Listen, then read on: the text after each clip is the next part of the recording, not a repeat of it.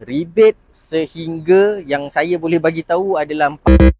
Itu yang saya boleh bagi tahu. Hari ni Aizan nak share satu buah kereta dekat korang semua. Kalau korang nak cari satu buah kereta yang rebate tinggi, ready stock dan juga sangat elegan, not too much, not too low. Dan kereta ni sangat-sangat berbaloi lah kalau korang beli untuk bulan ni. Sebab apa? Rebate sehingga yang saya boleh bagi tahu adalah 4. Itu yang saya boleh bagi tahu. Tapi kalau korang nak extra ataupun yang lebih-lebih tu, korang kena DM saya. Okay, so apa kereta dia? Iaitu kereta auto premium warna putih.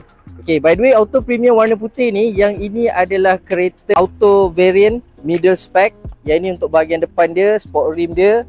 So yang ini untuk bahagian belakang. And then saya bagi sekali jalan saya untuk abang akak boleh tengok. So yang ini untuk bahagian dalam dia. Okay, dashcam pun ada. Alright, Apple CarPlay, Android Auto ready. Yang ini untuk bahagian dalam, dekat belah sana seat auto, belah sini manual, and then it's a leather seat lah. So yang ini untuk bahagian hadapan. Yang ini pula untuk bahagian belakang. Belakang ada type C dan juga USB port. Atas pun ada aircon blower. Kalau korang nakkan kereta ni, korang DM Aizat cepat-cepat. Kita deal dekat Wasabi ataupun korang boleh DM Aizat terus. Okay, so thank you so much. Kita jumpa on the next video. Bye bye.